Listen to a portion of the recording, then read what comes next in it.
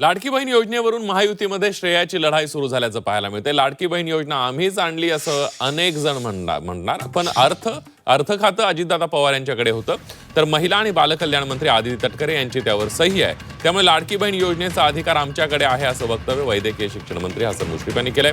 कोल्हापुरातील सभेत एकनाथ शिंदेंनी लाडकी बहीण योजना आपणच सुरू केली असं म्हटलं होतं। तसंच लाडकी बहिणीच्या लखपती करू, तसंच लवकरच त्यांना 2100 रुपये देणार असल्याचं आश्वासन एकनाथ शिंदे यांनी दिलं। त्यावर मुश्रीफांनी हा दावा केला।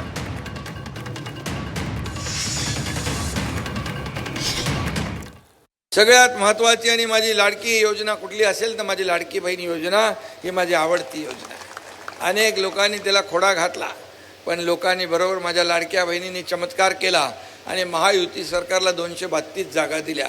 मी आपल्याला एवढंच सांगतो, माझ्या लाडक्या बहिणींना एवढ्यावर आम्ही थांबणार नाही। स्वतःच्या पायावर उभं करून या लाडक्या बहिणींना लखपती बनवल्याशिवाय हे महायुती आपलं सरकार थांबणार नाही, हा एकनाथ शिंदेचा शब्द आहे। आणि म्हणून कोणी किती अफवा केल्या, कोणी माईकाला आला तरी लाडकी बहीण योजना कधी बंद होणार नाही।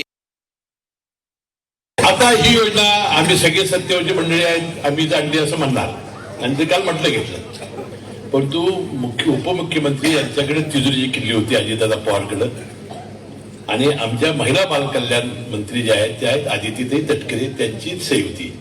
म्हणून आमचं म्हणणं आहे की आमचा अधिकार आहे। आणि आता तेच खातं अजितदादांच्या नंतर आता मुख्यमंत्र्याकडे गेले, म्हणजे आता पुढची सही कुणाची होणार आहे? मुख्यमंत्र्याची।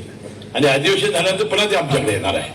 म्हणजे माझं म्हणणं आहे ते माझा दावा करू शकतात, कारण त्यांनी केला, परंतु आम्ही आश्वासन तुम्हाला दिलं 2100 रुपये द्यायचं। तुम्ही कटाकट बांधणार पाहिजे, कमळ आणि घड्याळ, तुम्हाला 2100 रुपये दिल्याशिवाय आम्ही राहणार नाही।